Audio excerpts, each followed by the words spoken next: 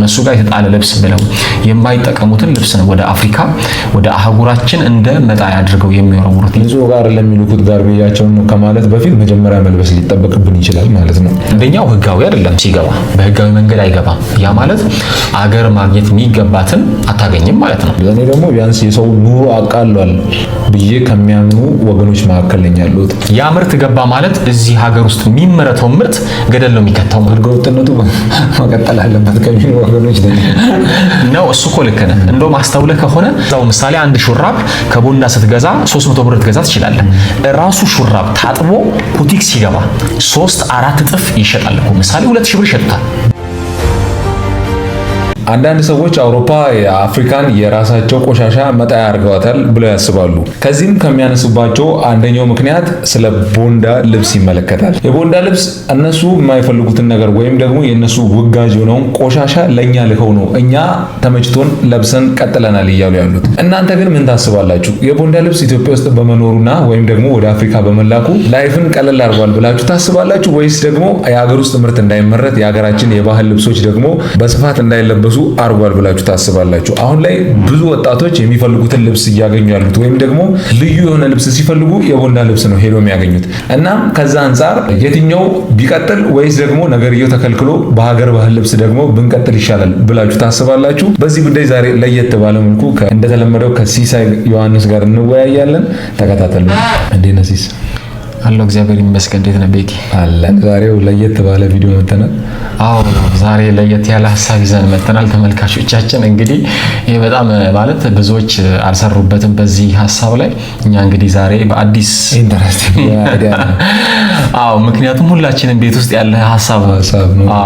አሁን ላይ ጀስት በጣም ብዙ እቃ ነው ወደ ኢትዮጵያ የቦንዳ ልብስ የሚገባው። አብዛኛው ሰው የነገርየው ወንጀል ነው፣ ኮንትሮባንድ ነው፣ ቢቀር ይሻላል ይላል። አንዳንዶች ደግሞ ድሃው ማህበረሰብ ጀስት የሚለብሰው ነው፣ የሚጠቀመው ነው፣ የሚዘንጥበት ነው። ውዱን ልብስ ድሃው ማግኘት ስለማይችል ቢያንስ የቦንዳውን ለብሶ ራሱን መቻል አለበት ብሎ ያወራሉ። እና አንተ በመጀመሪያ ስለ ቦንዳ ልብስ ምን ታስባለህ?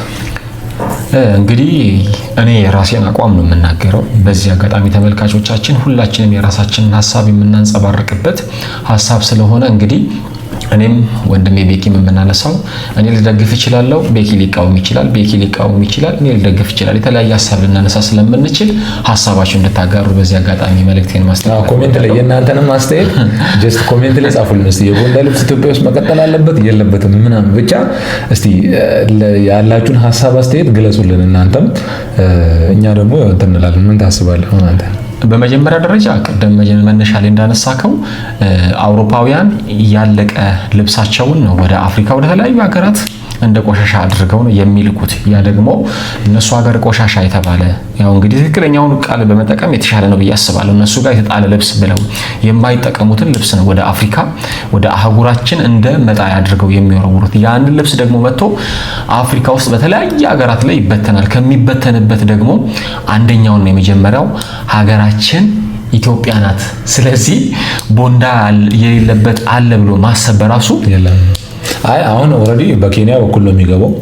ሞያሌ ኬንያ አለ፣ ጋምቦ ደግሞ ጀስት ኢትዮጵያና ሞያሌ የኢትዮጵያ ነው፣ ጋምቦ ደግሞ የኬንያ ነው። ሁለቱ ከተሞች የሚዋሰኑበት ቦታ ነው። ባይዜ ያው ሂንቱንም ልንገራችሁ ነው የተወሰነ ነገሩ ጭርፍራፊ እንትኑ ስላለኝ ኤክስፒሪየንስ ዋለ ከዚህ በፊት ያው ሙካክሬ ነገሮችን ስላለፍኩባቸው ነገሮች ላይ እናወራና ኢትዮጵያና ኬንያ የሚዋሰኑበት ቦታ ነው። ቦንዳ የሚባለው ቀጥታ ኢትዮጵያ ውስጥ መግባት አይችልም፣ ግን ከኬንያ ጋር የፓርትነርሺፕ በመፈጸም ሰው እንዲጠቀም እዛ አካባቢ ኖርማል የተፈቀደ ነው። ጋም ሞያሌ ኢትዮጵያ ባለፈው የቦረና ዞን ውስጥ የምትገኝ ናት። ሞያሌም ያቤሎ ሞያሌ የሚባሉ ከተሞች ሰው ሞያሌ ውስጥ የሚከሰት ያው ማለትም አንተ አሁን ትሄድና ሞያሌ ላይ ጀስት የኢትዮጵያ ሰው እዛ ያርፍና ጋምቦ ድረስ ይገባል። ጋምቦ ማለት ኬንያ ነው። ኦልሬዲ ከዛ ግብይቱን ቦንዳውን ይገዛና ነው መጥቶ ወደዚህ ደግሞ ተጭኖ። ግን ያው ሁሉም ነገር በህጋዊ መልክ አይደለም የሚመጣው። አንደኛ ያው አሮጌ እቃ ተፈቶ ከመጣ ይፈቀዳል። ተፈቶ ሲመጣ ግን ከነ ቦንዳ እሽጉ መምጣት አይችልም፣ ወደ ኢትዮጵያ መግባት አይችልም። ግን እዛው ሞያሌ ላይ የተፈቀደ ነው። ግን ያው መፈታት ይጠበቅበታል። ዞሮ ወደ ኢትዮጵያ እንዲመጣ ተፈቶ ነው የሚመጣው ነው። እንደዛ አይነት መንገድ የመጣው ነገር አሁን እኛ ስለ ኳሊቲ ጥራት ነገር ለማውራት ገና ነው ብዬ ነው የማስበው። ለምሳሌ ኢትዮጵያ ኦርጋኒክ የሆነ ነገር ማግኘት አለባት ለማለት አሁን ገና ብቁ አይደለም ብዬ ነው የማስበው። ጀስት መብላት አለብን መጀመሪያ።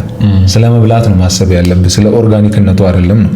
አሁን ብዙ ጊዜ የሚያነሱት መከራከሪያ ነጋዴዎች ኦልሬዲ በጣም ብዙ ዋጋ ህዝቡ ላይ ይጨምራሉ ብለው ነው የሚያስቡት። ማለትም ይሄ አሁን የኢትዮጵያ ማርኬት እንዳያድግ አድርጓል። ሞያሌ የሚመጣው ነገር ርካሽ ስለሆነ ሰው ወዲያው እሱን ነው ገዝቶ የሚጠቀመው። ስለዚህ እንትን አይልም ነው የሚሉት። እኔ ደግሞ ቢያንስ የሰው ኑሮ አቃሏል ብዬ ከሚያምኑ ወገኖች መካከል ነኝ ያለሁት። አንደኛ ነገሩን የሚያመጡ ሰዎች ራሱ ንግድ ነው። ሁለተኛ ደግሞ ያው ግብር ባይከፍሉበትም ዝቅተኛው ማህበረሰብ የሚጠቀመው ዕቃ ነው በልዩነት መንገድ። ስለዚህ እኛ አሁን ስለ ኳሊቲ ንጹህ ጋር ለሚልኩት ጋርቤጃቸውን ከማለት በፊት መጀመሪያ መልበስ ሊጠበቅብን ይችላል ማለት ነው።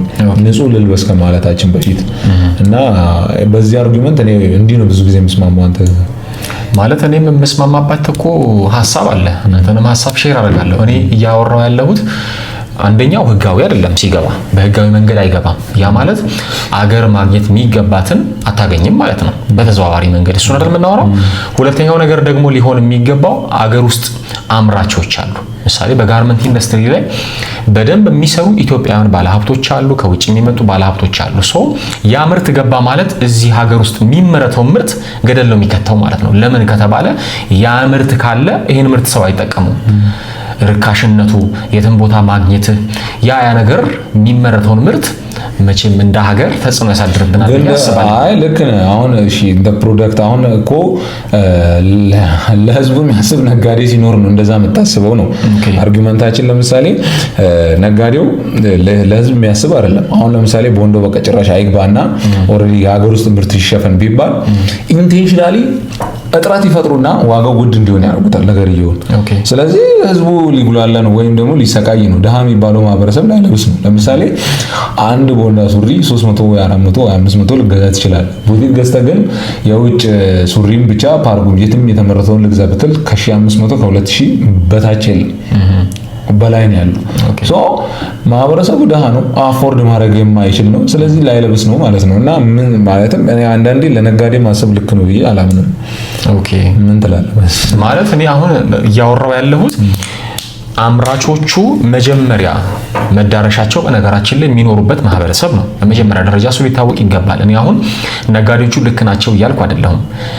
ደግሞ ያ የሚገባው ደግሞ ልክ ነው እያልኩም አይደለም። መሆን ካለበት ዳው ማህበረሰብ መልበስ አለበት። አዎ መልበስ አለበት፣ በደንብ መልበስ አለበት። በመጀመሪያ ደረጃ ያንን ተደራሽ ማድረግ የሚችል ይሄ አምራቾቹ አቅም ሊፈጠርላቸው ይገባል። ይሄ በነገራችን ላይ አቅም የመፍጠር ስራ የመንግስትም ኃላፊነት ነው፣ የማህበረሰቡም ኃላፊነት ነው። አቅም መገንባት የሚችለው የተመረተውን ምርት እኔና አንተ መጠቀም ስንችል ነው። ያ ደግሞ እንዲሆን ምን ያስፈልጋል? ተመጣጣኝ የሆነ ዋጋ በህዝቡ ወይ ደግሞ በማህበረሰቡ ልክ አምራቾች ሊያቀርቡ ይገባል። ቦንዳ ይቁም ስትል ማቅረብ ይጠበቅባል። የምታቀርበው ደግሞ በማህበረሰቡ ልክ ነው ብዬ እኔ አምናለሁኝ። አንተ እንዳልከው የሆነ ምርት ተይዞ ልክ የሆነ ምርት ሲቆም ዋጋውን ሰቅሎ ምናምን ነገር ማህበረሰብ ማሰቃየት ልክ አይደለም። በነገራችን ላይ ሊሆን የሚገባው በመጀመሪያ ደረጃ ማህበረሰብን ልታገለግል ይገባል። በነገራችን ላይ ሀብት ማለት የመጀመሪያው ነገር ያለው ህዝቡ ነው ሀብትክ። ያን ወደ ገንዘብ ስትቀይር ነው ደግሞ ተቀማጭ ነገር ሊኖር የሚችለው እንጂ ማህበረሰብን እያሰቃየ ያልሆነ ዋጋ እየጨመርክ የሆነ ነገር ማድረግ እችላለሁ ብለህ ካሰብክ ቦንዳ መግባት አለበት ከተባለ አዎ መግባት አለበት ማለት ነው። ቦንዳ ይግባ የምንል ከሆነ ማህበረሰቡ የሚፈልገውን ጥያቄ እኛ ልንመልስለት ይገባል። አሁን ኦብቪየስ ነው፣ ግን ያው ሰዎች አሁን በደፈነው ነው የተቃውሞ ያሉት። አንደኛው ቆሻሻ እኔም የማይገባኝ አማርኛ አንዳንዴ ከቦንዳ ውስጥ የሚወጡ ልብሶች ታጉላ አላቸው። ሪል ታጋቸው እንኳን ያልተበጠሱ ልብሶች ግን ይቅርታ አድርግልኝ፣ አንተ በደንብ ልምዱ አለ ማለት ነው። ተመልካቾቻችን ኮሜንታችሁን እንዳትረሱት በዚህ አጋጣሚ ማለት ፈልጋለሁ። ስለምንወያይበት ነገር ያው ጀስት ኦልሬዲ ሁላችንም የምንጠቀመው ነገር ነው። አለበስኩ የሚል ኢትዮጵያ ይሄ ከድህነት ማህበረሰብ የመጣ ሰው አለ ብዬ አላምንምና ኦልሬዲ እሱ ግልጽ ነው። እኔ አሁን የለበስኩት ሹራብ ከቦንዴ ተገዛ ነው፣ ከቡቲክ አይደለም የመጣው። ሰው ምንም ያደረገኝ ነገር የለም፣ ተመችቶኛል፣ ጀስት አምሮብኛል ነው ብዬ አስባለሁ። እንደዛ እስከሆነ ድረስ ይሄ የእንትኑ ጉዳይ የሚያሳስበን አይመስለኝም። የቆሻሻ መጣያ ምናምን የሚሉት ነገር ምንም ተቀባይነት ያለው ነው ብዬ አላስብም። ምክንያቱም እኛ ስንመርጥ ራሱ ለአይናችን የሚያምር ነገር ነው፣ ዝም ብለን አንስተን አንለብስም። ሰው እንደው የምንፈልገውን ምርጫ ለማግኘት ወይም ደግሞ ይሄ አንድ ፋክተሪ ለምሳሌ አንድ ሱሪ ላምርት ቢል 1000 ሱሪ ተመሳሳይ ሱሪ ሊያመርት ይችላል። የቦንዳ ውስጥ ግን እንደዛ አትሆንም። ሰው ዲስ አድቫንቴጅ ነው። ታክስም ካልክ አንዳንዴ ታክስ የገባበት ነገር ጀስት ውድ ነው። እሱ ልክ ነው። ሰው ታክስ ውስጥ ገብቶ ለምሳሌ ቢወደድ ህዝቡ እንዴት ሊጠቀም ነው? አይችልም ነው። ሰው እንደዚህ መሆኑ ራሱ ትክክል ነው ባይ ነኝ። የመጀመሪያው ሊታሰብ የሚገባው እኔ እንደዚህ ነው ማምነው። እኔ የኔ እምነት ነው የምናገረው። በመጀመሪያ ደረጃ የማህበረሰቡ ሁኔታ ሊታወቅ ይገባል። ያው ይታወቃል። ሁላችንም ተመሳሳይ ሌቭል ላይ ያለ ነው። ምሳሌ ፑቲክ ሄደ ሱሪ ስትገዛ አንድ አካባቢ ላይ ሆኖ ከሱቅ እኮ የ500 ብር የ1000 ብር ልዩነት አለው። እሱን እናድርግ ቢባል ቁርስ በልቶ ምሳ በጣም የሚያሳስበን ሀገር ላይ እየኖርን መምረጥ ይከብደናል። እውነት ለመነጋገር ካስፈለገ ታክሰብል ናቸው የተባሉት እንግዲህ ማህበረሰቡን ያማክላሉ ብዬም አላስብም።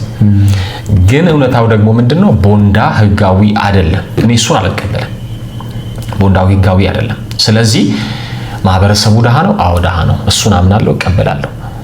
መኖር አለበት። አዎ አለበት። ለምንድን ነው እንደሱ የምትለው ካልከኝ ያንን ማግኘት የሚችል ይሄ በህጋዊ መንገድ የመጣውን ይሄ ማግኘት መግዛት የሚፈልገውን ነገር ማድረግ የሚችል ማህበረሰብ አለ ብዬ ከኔ ጀምሮ አላምንም።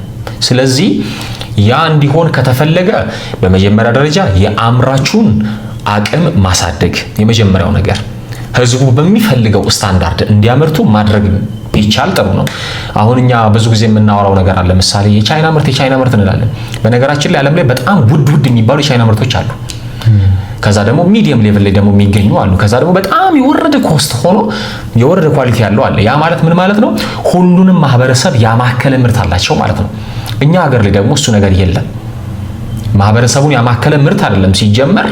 እኔ እንደው የወረደ ኳሊቲ እንኳን አለ ብዬ አላስብም። ለምንድን ነው ከተባለ የአምራቹን አቅም ያበቃ ወይም ደግሞ ለህብረተሰቡ የሚበቃ አቅም እንዲኖራቸው አድርጎ መንግስት አልሰራም።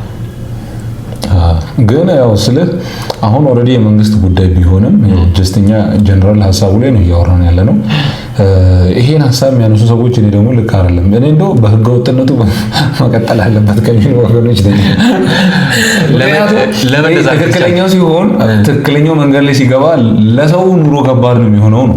ልክ ነህ እኮ አሁን 200 ብር ሊገዛ ወይም 300 ብር ሊገዛ ያለውን ልብስ 5-6 ሺህ ብር ሊሄድ ነው ታክስ ቢገባበት። ቢኮዝ ታክስ የሚከፍለው ሰውዬ ቤት ተከራይቶ ነው የሚሰራው።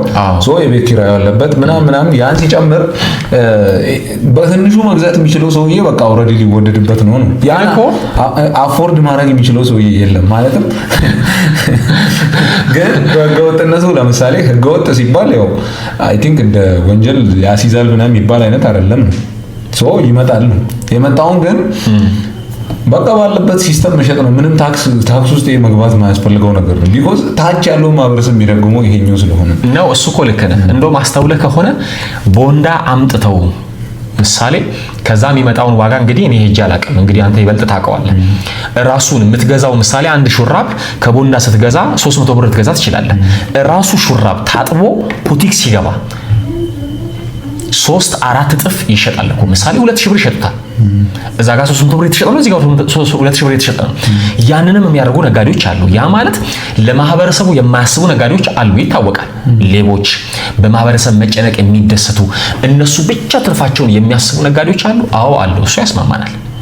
ግን ደግሞ ማህበረሰቡንም ደግሞ ያማከለ ስራ የሚሰሩ ሰዎች አሉ። እነዚህ አምራች ተብለው ለማህበረሰብ የሚጨነቁ አምራቾችም አሉ። እነዛም ሰዎች ሰፖርት ሊደረጉ ይገባል። መደረግ በሚገባቸው ልክ ስለዚህ አሁን ለምሳሌ እንደው ሚኒመም አሁን ማርኬት ላይ ፓርኮች ላይ ይመረታሉ የሚባሉ ሱሪዎች የሚሸጡበት ዋጋ ስንት ነው? ለምሳሌ ሱቅ ላይ 5,000 ነው የሚሸጡት። 5,000 መንገድ ላይ ደግሞ በሚያዞሩት 1000 ሊሸጥ ይችላል። አረ ለምን እስከ 500-600 ብር ትገዛለህ? አትገዛም። ትገዛለህ። 1000 ብር አልፏል በነገር አሁን ያለፈው ከፓርክ ሲወጣ የሚወጣው ዋጋ እኮ ይታወቃል። እሱ ሪል ነው። የፓርኩ ዋጋ ይታወቃል። ኦልሬዲ አንተም ስለሰራህበት ታውቀዋለህ። ነገር ይሁን ግን ለምሳሌ ውጭ ወጥቶ ያው ብዙ ነጋዴ ነው እዛ ውስጥ የሚገባው ነው። አንደኛ ለምሳሌ ፓርኩ የሚወጣበት ሂሳብ አለ። ነጋዴ ዋና አከፋፋዩ እጅ የሚገባ አለ። ዋና አከፋፋዩ ደግሞ የሚያከፋፍልላቸው ትንንሽ ከነዛ ደግሞ አዟሪዎች ይኖራሉ፣ ወይ ደግሞ ሱቅ ላይ አስገብተው የሚሸጡ ይኖራሉ። ሶ ሁሉም የራሱ ቫልዩ አዳድ እያደረገ ነገርየው ራሱ ውድ ነው። አንደኛ ቤስት ኳሊቲ አይደለም፣ እሱ ይታወቃል። ምርጫ ስላጣን ነው ነገሮችን። አሁን ለምሳሌ ያን ሰው ራሱ አፎርድ የሚያደርገው ሰው ሊገዛ የሚችለው ደግሞ ቢያንስ ይሄ ከሱቅ ሄጄ መግዛት እችላለሁ ብሎ ስለሚያስብ ወይም ደግሞ የመግዛት አቅም ስለሌለው እንጂ የሚገዛው ምርጫ ቢኖረው ጭራሽ ላይገዛው ይችላል።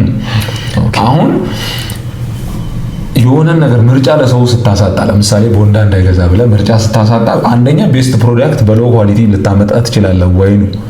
አሁን እኮ እንዳልኩ እኮ ቅድም የመጀመሪያ ነው ያነሳው ሐሳብ አለ። ምሳሌ ቻይና ውስጥ ተብሎ ብዙ የምናወራው ይሄ ቻይና ቃኑ እንዳለን እኮ ተመሳሳይ አንድ ምርት 3 ደረጃዎችን ነው እነሱ የሚያመርቱት። ምሳሌ በጣም ሃይ ሌቭል ኳሊቲ ያለው አለ፣ ሚዲየም ሌቭል ያለው አለ፣ ሎ ደግሞ አለ። ያ ማለት ሁሉንም ማህበረሰብ ያማከለ ምርት ያቀርባሉ ማለት ነው። ያን ስታደርግ እንዳይገባ መከልከል ትችላለህ ነው የኔ አይዲያ። ዳሴት አሁን እሱን ልክ ሊሆን ይችላል ነው። ግን አሁን በጀነራል አሁን ሁሉንም ነጋዴ ቡቲክ ላይ የሚሸጡ ነጋዴዎችን ብታወራቸው ቦንዳ ይቆም ብትል አሁን ነው የሚሉት። እሱማ ካንዳንዱ ለማስወደድ ስለሚፈልጉ ነው። እኔ እንደው አንዳንዴ የቦንዳ ልብስ ኳሊቲ ቡቲክ ያለ ልብስ አይደርስም። እንዴት እንደዛ ይቻላል? እስቲ አንደኛ እኔ አይቼበታለሁ። ሲጀምር ነገርየው ላይ ሞያሌ የተወሰነ ጊዜ ሰርቻለሁ። ኦኬ፣ በዛ ሲስተም ውስጥ አውቀዋለሁ። ግን ይሄ ሰውየው ለምሳሌ አንድ ፈረንጅ ምርጥ ብራንድ ሱሪ ገዝቶ እነሱ ጋር ለምሳሌ ነው በጣም ብራንድ ተብሎ ሃይ ኳሊቲ ተብሎ $3000-$2000 ወይ $300-400 የሚሸጥ ዕቃ ሊሆን ይችላል። ያ ዕቃ ዓመተ ምህረቱ ለምሳሌ ዓመተ ምህረቱ ብቻ ስላለፈው ወርዶ $1-$2 ሊሸጥ ይችላል። ሶ ያን ልብስ ደግሞ እነሱ ዓመተ ምህረቱን ያለፈ ልብስ መልበስ አይፈልጉም። ሃይ ኳሊቲ ነው፣ ብራንድ ነው፣ ቤስት ነው፣ ለመልበስ ይመቻል፣ ምርጥ ነገር ነው። ስለዚህ የት ያርጉት? ከሚያቃጥሉት ወደኛ ይልኩት አይሻልም? እኔ ግን እያልኩ ያለሁት የኔ ሐሳብ ከተረዳኸው እኛ ሀገር አምራቾች አሉ አይደለ? በማህበረሰቡ ልክ ምርቶቻቸውን ሊያቀርቡ ይገባል የኔ ሐሳብ። ያም ሲሆን ቦንዳ ይቁም ማለት እንችላለን ነው የኔ ሐሳብ ከተረዳኸው። በማህበረሰቡ ኢኮኖሚ ልክ በሰጡ ልክ አርላንተ ማቅረብ የምትችለው በሰጠናቸው ልክ አምራቾቹ ለኛ መስጠት ቢችሉ ማቅረብ ቢችሉ ቦንዳ ይቁም የሚል አይዲያ ላይ መድረስ እንችላለን ነው። ማኑፋክቸረሮች አሉ፣ አዎ አሉ። አቅም የላቸውም፣ አዎ የላቸውም። ስለዚህ ቦንዳ ይገባል፣ አዎ ይገባል። እኔም እኮ ካንተ ሐሳብ ጋር እኮ ልክ ነኝ። በነገራችን ላይ የተለየ ሐሳብ አይደለም እያቀረብኩ ያለሁት። ግን ቦንዳ ሲገባ ማግኘት የሚገባንን ጥቅም እያገኘን አይደለም የሚልም ሐሳብ አለኝ። ቅድም እንዳልኩ ታክስ ብል አይደለም። ምሳሌ ለመንግስት የሚከፈለው ግብር አለ። ለመንግስት እኮ አይደለም በነገራችን ላይ ለሀገሪቱ የሚከፈለው ግብር አለ። እሱ ታክስ ነው። ምክንያቱም አንዳንዴ አይ ቲንክ መንግስትም ይሄን ነገር አይቶት ነው እስካሁን ዝም ያለው ብዬ ስለማስብ ነው። ልክ ነህ፣ ግብር ሊከፈል ይገባል። ሰው ግብር መክፈት ሊኖርበት ይችላል። ግን መንግስት ይሄንን ራሱ ኢንቴንሽናሊ አውቆ ነው ዝም ያለው ነው። ይሄ ነገር አንዳንዴ ሙሉ ህጋዊ አይደለም፣ ሙሉ ህገወጥ አይደለም ሲመጣ ራሱ እቃው። ግን መንግስት ራሱ ዝም ያለበት ምክንያት ለምሳሌ በጣም በወረደ ዋጋ ገብቶ ሰው መግዛት ስላለበት ነው ብሎ ስለሚያስብ ነው። ነገር እየሆነ ራሱ መንግስት ዝም ያለበት ታክስ እኔ እያልክ ያለው ማለት በቃ የግድ ህጋዊ ሌባ ሆነ ስትያዝ ሌባ ልትባል ነው አትባልም። በቦንዳ ልብስ አትባልም። ማንም ይለግ የለም። እቃው ሊወረስብህ ይችላል እንጂ አንተን ህገወጥ ብሎ የሚያስር ማንም የለም በዚህ ጉዳይ። እኔ ግን እንዳልኩ ነው ማለት የኔ ኢንቴንሽን ምንድነው የሚገባው ዕቃ ታክስብል ሊሆን ይገባል። ለምሳሌ ጨረታ አሁን አዲስ አበባ ላይ ለምሳሌ ጨረታ አለ። እዚህ ሱቆች አሉ በቦንዳ ስም እንትና የቦንዳ ልብስ ተብሎ ይሻላል ተከፍቶ ሰው ንግድ ፈቃድ ተሰጥቶት ነው እሱ የቦንዳ ልብስ የሚነግዱ ኦብቪየስ ነው የሚታወቅ ነው። አዲስ አበባም ጨረታውን አረ ትልልቅ ስቶሮች አሉ ጭራሽ እኮ ሰፖርት እናደርጋለን የሚሉ አሉ። አሁን አስኮ ጨረታ አለ ደግሞ አንድም ደግሞ አለ ሌላ እዚህም ገበያዎች ላይ አለ። አሁን ወደ ሐዋሳም ላይ ደግሞ ወደ አዲሱ ገበያ አለ። ሪል የቦንዳ ቦታዎች አሉ። የሚታወቅ ነው፣ መንግስት የሚያውቀው ነው፣ ኦፊስ ነው። ግን ያው ሲገባ አታምጣ ነው እንጂ የሚልህ ከመጣ በኋላ ማንም የሚከለክል የለም። ስለዚህ እኔም የመጀመሩ እቅድ አለኝ ተመልካቾቻችን፣ በነገራችን ላይ መታችሁ እንድትገዙ። ብር የሌለው ሰው ይሄን ስራ ነው እኛ ሪኮመንድ የምናደርገው። ግን ያው አሁን ዞሮ ማውራት ያለብን ነገር መንግስት ራሱ ታክስ እንዳይከፈልበት ወይም ታክስ ይከፈልበት ምናምን ብሎ ነገሮችን ያላመጣበት ምክንያት ቢያንስ ሎ ኮስት ስለሚመጣ ታክስም ስለማይገባበት እዚህ ህዝቡ ጋርም ሲደርስ በቀናሽ ዋጋ ነው የሚመጣው ነው። ቀደም እንዳልኩ ቤስት ኳሊቲ ፕሮዳክት ሊሆን ይችላል። ግን እነሱ በቃ አንድ አመት ካለፈበት ሳይለብስም ታጉ ያለበት ኦልሬዲ ይመጣል። እንደዚህ ቢሆንስ አሁን ሀሳብ ምሳሌ እንደዚህ መሆን ቢችል እንደዛ ከሆነ ሎ ማለት ኢኮኖሚ ላይ የሚገኘው ማህበረሰብ መጠቀም አለበት። አዎ አለበት። ስለዚህ ህጋዊ ሆኖ እንደማንኛውም ሀገር ሊገባ ይገባል። እንደ ኬንያ አሁን ለምሳሌ ኬንያ ውስጥ ስለሚገባ ነው ያንደው። አሁን ኬንያ እንደገባው ኢትዮጵያ ቢገባ በጣም ዋጋው የወረደ ይሆናል። አሁን ከምንገዛው በታች በጣም ሎ ኳሊቲ ይሆናል ማለት ነው። ሎ ኮስት ይሆናል ማለት ነው። እኔ እንደውም ይግባ ባይ ነኝ። በህጋዊ መንገድ እኔ እንደውም ይግባ ባይ ነኝ። ምክንያቱም ሀገራችን ገና እያደገች ያለች ናት። ለማሳደግ እያልክ አሁን የውጭ ባንኮች ይግቡ የተባለበት ምክንያት እኮ የእኛ ባንኮች እኛን ስላልጠቀሙ ነው። እንደውም እኛን የሚጠቅም አይነት ስትራቴጂ ማምጣት ስላልቻሉ ነው። እሱንማ ኮምፒቴት ያደርጋል ማለት ነው። ከውጭ ቢገባም እዚህ ያለው ሰው ደግሞ ቢያንስ በሆነ ነገር መስራት ይችላል ብሎ ስለሚያስብ ነገር ይሁን ሰፖርት ግን ቢያንስ ወይ ደግሞ ዊን የሆነ አመጣጥ ለምሳሌ ሙሉ በሙሉ በቃ ኢትዮጵያን የሚያጥለቀልቅ አይነት አመጣጥ ሳይሆን በህጋዊ መንገድ እንዲገባ ግን ባላንስ የሚሰራ ከሀገር ውስጥ አምራች ጋር ደግሞ ባላንስ የሚሰራ ይሄ የሚገዛበትን አይነት መንገድ ተፈልጎ ሁለቱ ባላንስ ቢሰሩ ጥሩ ነው ብዬ አስባለሁ። የሀገር ውስጥም ያው ነጋዴው መጎዳት ስለሌለበት ቢያንስ ይሄኛው ራሱን እስኪችል ድረስ ሰፖርት የሚያደርግ አይነት አገባ በህጋዊ መንገድ ቢገባ እኛም ፈታ ብለን ይሆን ስለምሳለን። ስለዚህ መሆን ያለበት አምራቾቻችን አንደኛው አቅማቸው ሊጎለበት ይገባል። ያ ደግሞ ሲሆን ሁሉንም ያማከለ ምርት ይዘው ሊቀርቡ ይገባል። ያኔ ሲሆን ቦንዳ ይቆም ማለት እንችላለን እንጂ ዝም ብሎ ደሃውን ለመጉዳት ያህል ነጋዴውን ለመጥቀም ተብሎ ደሃውን ማህበረሰብ መጉዳት የለብንም በፍጹም። ስለዚህ በፍጹም ሁላችንም የምንስማማው ቦንዳ መቀጠል አለበት ነው። እስኪ እናንተ ሀሳባችሁን አስተያየታችሁን ኮሜንት ላይ ጻፉልን። ምን ይሁን የሚባለውን ጓደኞቻችሁም ካሉ ደግሞ ሼር አድርጉላቸው። የዛሬ በቃ እንዝጋዋ። ኦልሬዲ የዛሬ ቪዲዮ በዚህ ዘግተናል። ቦንዳ መቀጠል አለበት ብለናል። እናንተም ሀሳብ አስተያየት ካላችሁ ኮሜንት ላይ ጻፉልን። ቪዲዮ ከተመቻችሁ ለጓደኞቻችሁ ለወዳጆቻችሁ ሼር አድርጉላቸው። በቀጣይ እንሰራላችሁ ቪዲዮ እናንተ ጋር እንዲደርሱም ቻናላችንን ሰብስክራይብ አድርጉ፣ ላይክ አድርጉ። ቦንዳ ይቀጥል። ቀጣይ ሳምንት እስክንገናኝ ድረስ በደህና ቆይልን። በብላት ነው